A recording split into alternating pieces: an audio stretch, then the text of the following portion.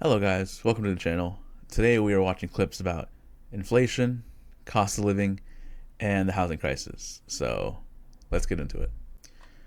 Alrighty everyone, so for today we're watching a compilation of a couple clips. I'll be stopping sometime throughout the clips to talk about my thoughts and opinions and see how that goes. So yeah, alrighty, here we go. A sub from Subway today because for whatever reason I was just really craving it. And all I did was get a foot-long Italian BMT, and that shit Solid cost choice. me $11.65. What happened to $5 footlongs? Yeah. I try not to complain too much, but we just went to Taco Bell and got food for four of us, and it was $53. This morning, we went to an upscale breakfast restaurant and got breakfast for all four of us, including an appetizer, and that was $66. So Taco Bell is almost the same exact price to feed a family of four as it is to go to an upscale breakfast restaurant. Make it make sense. That is insane. I know Taco Bell has increased their prices as a certified, fat man. I know that for sure. But that is insane. $50 plus for four people. I don't think that gets that bad. I mean, like Taco Bell used to be the thing where it's like, hey, you can order literally like 40 items and it'll be $50 maybe. But for four people, that's insane to me. I don't understand. I mean, I understand inflation's crazy, but this has to be greed. Taco Bell, I mean, we got 3 cheesy gordita crunches and they were $14. So they're like $4, $5 a piece now for a taco at Taco Bell. A beefy 5-layer burrito is $3.89. I don't understand how this can't be inflation. Taco Bell used to be like $1. You could get a beefy 5-layer burrito was like $2. It hasn't been $1 in forever. This is insane to me. The price. This has to be price gouging. Yeah.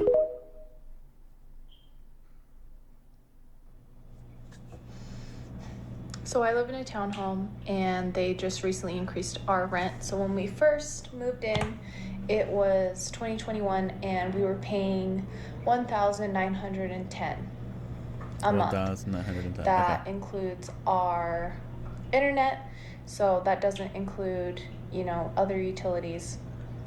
So that to me was expensive. And I was like, that's really expensive. For a townhome, so this year when we signed our really lease, expensive. they said that they were going to increase our rent.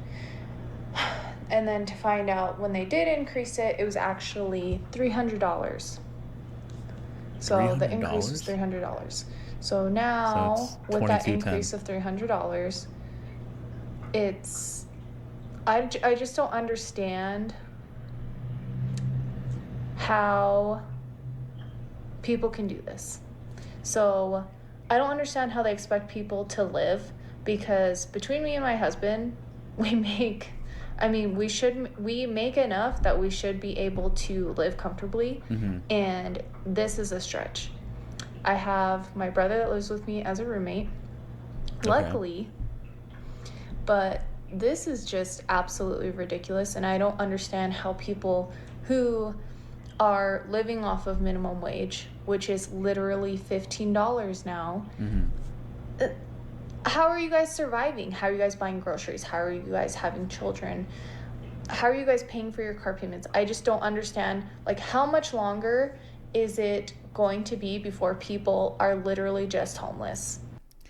The short answer is that people aren't affording any of that.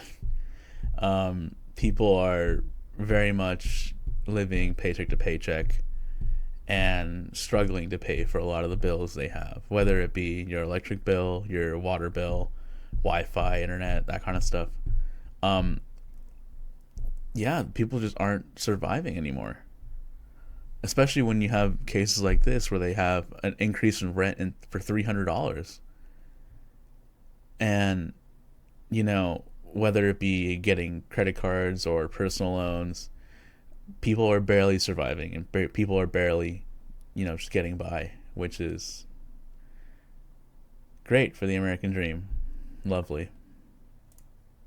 at this point, and they're just taking all this money, and people are just suffering, and I just don't understand how anybody can fucking afford anything right now. It's just fucking ridiculous. Yep. The U.S. is completely unhinged when it comes to our prices. So I'm in the middle of the country right now. I'm in the middle of Missouri, visiting my parents where they live, and I just went to a local chain coffee shop and got a coffee. This latte, it's a medium oat milk latte. It cost me almost $8. Like, I'm not $8 in a big city having a fancy coffee. This is a drive-through coffee in the middle of Missouri just cost me $8. I swear, if millennials can't even afford their little treats anymore. I'm fed up with how much it costs to eat. Like, it's to the point where it's like, how is we supposed to be the moms like the TikTok girlies where we taking our kids to the aquarium and it's $65 per kid to get in the aquarium when we could barely feed them? $65. I spent $425 on groceries a week and a half ago, and I'm running out of stuff already. I look in the freezer, ain't nothing left but a half a pack of ground turkey and a whole chicken. Where is the rest of the food at? I just grocery shopped. The juice gone, eggs dwindling. Like, it's too much. Then you can't even eat out either. Why is Wingstop $18.99 for a 10-piece? Since when? It used to be $10. $10 for a 10-piece with the fries back in the day. Right. What is going on? Chipotle, $18. What was $18? What was $18? $18. Subway, Panera, and don't even get me started on trying to eat healthy, because now I gotta buy my fruits and vegetables weekly, every 4 days, not even weekly. It's just ridiculous how much money you gotta spend on food. And to touch on that point, especially nowadays, if you're trying to get like something healthy, whether it be vegetables or buying a salad somewhere, or whether it be like your fast food place or like a diner or somewhere, it is so astronomically more expensive to buy the healthy stuff than it is to buy just the regular stuff that's bad for you, right? If you want to buy a salad at McDonald's, it's like $10 when burgers are like $2 to $4, and like Big Macs are like $7, right? And even at the grocery stores, right, 3 bell peppers are like $4, and it's like, where do we go from here? You know, where can we get this happy medium of like something that's expensive and something that's, you know, a lot more affordable for everyone? It just baffles me. I don't even want to be hungry no more. For real. I just budgeted my paycheck that I get tomorrow, and I have $317 left over after my bills. Ew. For 2 weeks. That sucks. I've been there. That sucks. I'm gonna have to be a hermit. What I'm about to show you is absolutely crazy. So just indulge me for a second. I'm going to draw you a picture, okay? Okay. I live in Philadelphia, Pennsylvania. All right. The minimum wage here is $7.25 an hour. Overtime after 40 hours worked is time and a half. That equals out to $10.88 an hour after 40 hours worked. Okay. At 40 hours a week, you'd be making $290 a week, and that is $1,160 per month. That's $15,080 per year before tax. In Philadelphia, you get about 81% of your income after taxes. So after taxes per month, you'd be making $939.60. Okay, now hear me out, because I'm just trying to prove a point here. If you worked 80 hours a week, which no position is offering you, just for posterity, you'd be making $725.20 per week. Right. $2,980 per month before taxes, $37,710.40 per year before taxes. Per month after taxes, you'd be making around $2,349.64 after taxes. The average rent for a one-bedroom in Philadelphia is $1,425, but you know they require you to make 3 times the rent per month. So that is $4,275. You're not getting that even at 80 hours a week. On minimum wage, you're not getting a one-bedroom apartment at the average rate. The absolute cheapest thing I found on Zillow just now was a studio apartment with no appliances, just a toilet and in a room, basically, for $950 a month. Times 3, $2,850. You're not even getting that. You're not even getting the cheapest unit that I found for rent in the entire city. A room with a toilet in it. You don't even qualify. You don't. I still have no idea why minimum wage hasn't been increased everywhere, at least, right? I know here, at least in Arizona, it's at least $15 a month. Or sorry, $15 an hour. And it baffles me because everywhere in the state, you will have that kind of requirement where you need like 3 times of your income to qualify for an apartment. And if states still have that stuff where like, oh, minimum wage is $7.25, no one's going to be able to afford that unless they do like a work from home and they say they're like in Arizona or something, and they kind of like cheat the minimum wage a little bit. I don't even know if that's possible, but that's my only reasoning. That's the only thing I can think of. And yeah, people, they just can't afford that. Now, mind you, I have not even talked about bills, heating, electricity, car, insurance, health insurance, fucking food, for God's sakes. And if your argument is, oh, well, minimum wage jobs are for teenagers, why don't you go to college? No. Okay, do you want to talk about the price of college? Mm-hmm. Do you want to talk about finding somewhere to live while you're in college? The minimum wage jobs are for teenagers it's a very dated idea, right? Where it's like, maybe back in the day it was sort of like that kind of, right? It was sort of like, hey, this is like your stepping stone into the job market. But nowadays, no, everyone works. Everyone can work any job, right? Whether it be minimum wage, whether it be whatever else you can find, right? People are just looking for a job. That's it. Just looking for a job. And it's ridiculous to see people in minimum wage jobs as lesser because, oh, it's a minimum wage job, or it's like something like fast food or retail or something easy, something entry level. And it's ridiculous to like always put them beneath you, because of course not. They work hard. They deal with people every day on the daily that are rude and somehow have still survived in society when they don't know how to order food or don't know how, paying for stuff works, coupons work. It's insane. So I don't like the idea of that. It just doesn't make sense to me. And this is not even my situation. I make enough money, I'm comfortable, but It doesn't take much for me to sympathize with somebody that's not in my situation. So try sympathy. Right. And that's the one thing that I don't see a lot of is sympathy. It's like, just put yourself in their shoes. See how it is. Work a day at retail. Work a day in fast food. And come back to me, basically.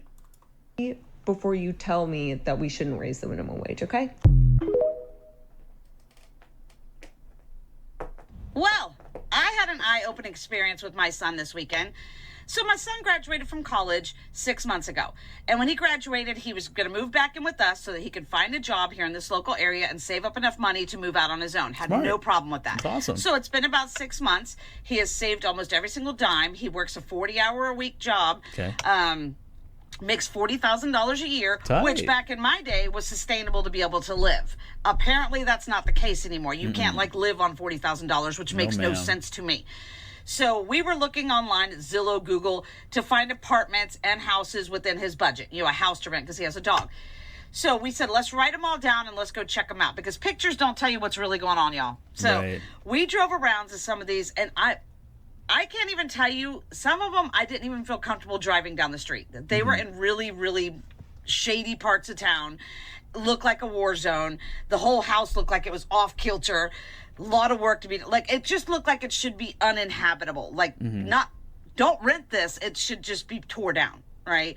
And then when we went to apartments, these apartments that were within his price range, and when I say price range, they were still going for like $800 a month. These $800 a month apartments, I didn't feel comfortable with him living in these apartments. Like, when I say those two look like they should have just been torn the hell down, they should have been. The only ones that are decent, like, he found a studio apartment that's in a nice neighborhood, $1,400 for 485 square feet. That is more than my mortgage. That sounds about right. And then regular apartments, not even like glamorous apartments, just one bedroom apartment that has normal square footage is anywhere from $1,300 to $1,700. We live in Montgomery, Alabama. We're not in a big metropolitan area. I don't understand how the housing market has gotten so donkey. Okay. Yeah. And everybody says, well, then he should just buy a house since it's cheaper, mortgage is less than rent. Oh my God. Well, nobody will give him a mortgage loan because he has no. The insane amount of people going out that have not been in the housing market at all anymore. They either are way older, already had a home for like 10, 15 years, just blindly saying, hey, buy a house instead. That's not how that works. No one can qualify for a mortgage. No one can qualify for this. People have student loans that goes to your DTI. It is insane how out of touch some people are when they're like, oh, if you can't afford his apartment, work harder, or, you know, make more money, or do this kind of stuff. It's like, it's easy to say. It's very, very hard to do. Credit. Not that he has bad credit. He has no credit. He didn't want to get into debt. Right. So he doesn't have any credit to show for it. So it's like a lose-lose situation. I don't know how they're living. I don't know if he can move out right now because I personally don't feel comfortable with the places he can afford moving to, and he can't afford the normal standard shit that I would have afforded back when. How are people doing this, and how do we expect our young kids, he's not young, he's 25, but how do we expect our youth to get ahead? I mean, really. It's hard. You know, I really try to keep. I feel like if people aren't making strides and making like efforts to actually change something, in whether it be legislative, whether it be, you know, something in the economy, it's going to be very hard to move forward in life if you're a young person, whether you're like Gen Z or Gen Alpha eventually. It's very hard to make your own path in the current state of the world right now, and I hope we find something to help alleviate that. Cute. I try to be understanding, be an adult about this whole inflation situation, but at this point they're playing in our fucking faces. So originally I was seeing stuff go up 20, 50 cents or whatever, but what I really want to talk about is honestly the price of french fries and tater tots more importantly. They were $2.99. Then they went up to $3.29, which was okay. They are now $5.99 in the stores, and I am at my wit's end. I'm finna just $5.29 for frozen tater tots? One of the most frustrating parts about being a young person today is that we see the ways that things could be better, right? Like, wouldn't it be great if my landlord wasn't legally allowed to raise my rent 20% one year and then do it again the next year? Wouldn't it be great to have a 4-day work week or even like a 6-hour work day? Wouldn't it be great to have more public transit systems so we wouldn't have to rely so heavily on cars all the time? But whenever we say these things, people in power and the older generations are like, you know, that's going to cost money, right? You don't think we're paying for this already? It's just so infuriating that it costs so much to just exist. And none of us really even asked to be here, right?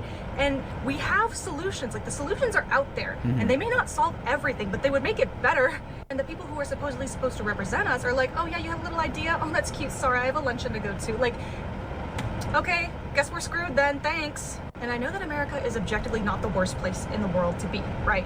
But I don't see how wanting better has become like a hot topic. Like, why is it such a divisive thing? Like, this resistance to like things that are very obviously going to help everybody is just so frustrating because, like, why? I feel like people forget that we are where we are right now, like in terms of equality in society, because people chose to make such a stink. Like, maybe we should listen to the people. Just a thought.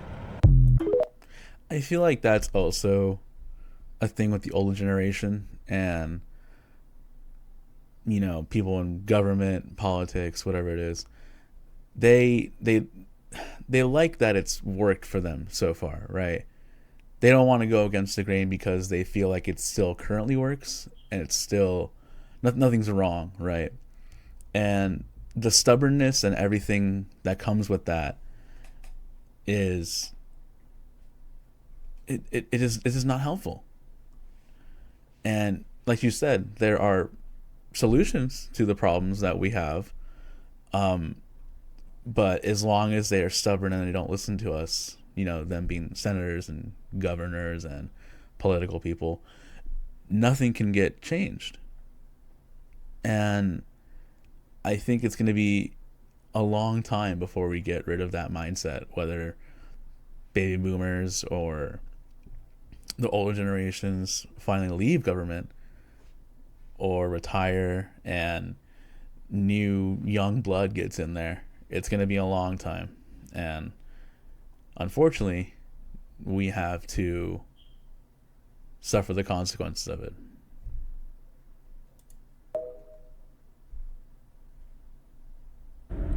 The average cost for one person living in America right now is $3,500. What the hell is going on? Oh no, and I'm feeling this. I feel like the last time I went to Starbucks, I got like a $10 drink, like for like some strawberries in it. I swear to God. Guys, I drive a Jetta with a 4-cylinder engine. I paid $50 in gas for regular gas. Yeah. So I live by myself. I mean, I don't spend a lot of money, yet I'm almost spending $2,000 a month.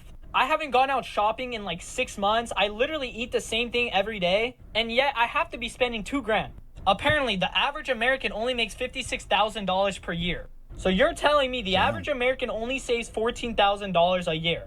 And that's if they don't spend it on random BS. So I made this account because, you know, I'm a 20-year-old. I live by myself. I go through all like normal stages that everyone else had to go through, and I just want to record it. But I try doing everything correctly. I don't have a car payment. I don't spend a lot going out, like, but it's still $2,000 for me. So if any of you are still living with your parents, let that be a reminder and let that sink in that will soon be you, my guy. But guess what? I will be there for you. Stay strong, soldiers. Okay, y'all. So I know I haven't been on here in a while, but I had to take a trip to Walmart, right? Okay. And I know everybody been talking about inflation or whatever, but how did I not realize lunch meat? Y'all, lunch meat? Look at this fuckery. $8? $9 for some meat? Bro. Y'all. No. We're gonna come over here. It's for $3.47. Yeah, go for the great value. Great the value. Hell is Oscar Mayer thinking? Anyways, I'm just taking up y'all's time. Comment below what y'all meat prices are, because at Walmart it's ridiculous in Oklahoma. Them loud-ass workers, see? That's why you can never get no help at Walmart. Everybody always in the back talking. I saw this TikTok the other day about how we all feel broke, and they were saying that during the Great Depression, the average American was making $4,300 a year, which is the equivalent of like $95,000 by today's standard. So I had to go look that up. I had to do my own research, and this is what I found. So I found this list of the cost of things in 1938, which is at the very end of the Great Depression, okay? So you can see the list. Now I'm going to tell you what that actually amounts to in today's numbers. Okay. So the wage for 1 year in 1938 was averaging $1,731, which is the equivalent in today's standard of $37,193. So that was where I was having a big disbelief, was in the amount of wages that they made in the Great Depression versus today. Because I make more than that, but it's saying that the national average is $63,400 for today. Now, while I can buy that $37,000 is not a lot of money by today's standard, here's where the real kicker is. Uh-oh. In the Great Depression, a house cost $3,900. That amounts to an inflation rate of $83,000. Where in actuality, houses are averaging over $420,000. Yeah. The appreciation. That's why we feel broke. Oh, but it gets even worse because cars in the Great Depression cost $860, which amounts to about $18,000. But in actuality, cars are going for over $40,000 now. Very regularly, over $40,000. Here's the big one. $420 a year for tuition at Harvard, which should be $9,024. Now that's about what an average college costs these days. Harvard today is $54,000 a year. Dang. So during the Great Depression, they had to spend 2.25 times their salary in order to get a house. And by today's standards, you have to spend almost 7 times your salary to get a house. My God. A car costs less than half of their salary. Whereas by today's standards, you are spending almost your whole salary for a year buying a car. I was basing all of those numbers off of people who make $63,000 a year, which does not include me, which is why I and so many of my friends feel broke. Right.